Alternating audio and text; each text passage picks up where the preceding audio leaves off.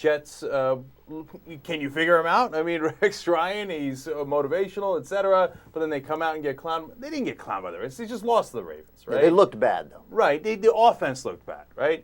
And then they come and mysteriously turn it around and put a whooping on the Patriots, which I did not expect. So what's your sense of it, Ben? Well, I thought first of all, I've never been more wrong, and I'm wrong a lot through 2 games about LT, who looked so done last year, and now he comes back, and he looks spry and 24. I'm going to stick with it. It won't last, but nonetheless, he's looked great. The only thing I so much care about the Jets, they look pretty good. I don't know how good the Patriots are, but the Jets look good. But Rex Ryan, I don't know what to think about Rex Ryan, because his bluster occasionally makes me want to be. I'm desperate for somebody to punch him in the face. Like there's such arrogance and like such trash talking for people who haven't earned the trash talking. Oops. Yeah, come on. You blew it. Sorry. Cannot play with him. Cannot win with him. Cannot coach with him. Can't do it. Our formula is this. We go out, we hit people in the mouth.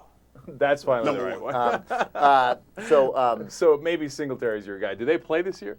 The 49ers? 49ers and the Jets? They do not play this year, no. Between wanting somebody to punch him in the face, because all this sort of bluster and the arrogance that goes with it, I hate.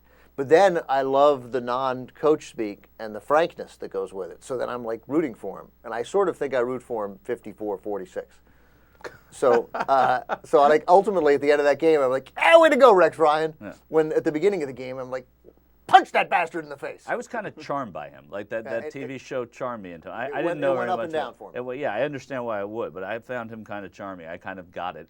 You know, when you see somebody who's just having a really good time, even if he's a little cocky, he seems to just be having the best time. He does, I'm envious of him, and I root for him because of that. Here's the conclusions on the Rex Ryan and the Jets. Rex Ryan, interesting guy, always in favor of interesting guys. Yeah, totally. And if you want somebody to punch him in the face, it's definitely not Bill Belichick. So you got to be happy about what happened exactly. this week, That's true. right? That's a good point. All right, number 2, Sean Green's been a disaster Bill so Belichick far. would shoot him in the back. Yeah, well, that's a good point too. Sean Green's been a disaster so far, but he will get much, much better.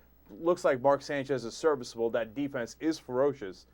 Yeah, I got to vote there for real. A couple interesting things real quick. Randy Moss makes that great catch after the trash talking with Darrelle Revis, who was mainly Darrelle Revis doing the trash talking. Randy Moss did no trash talking. Was like just as professional as you can be.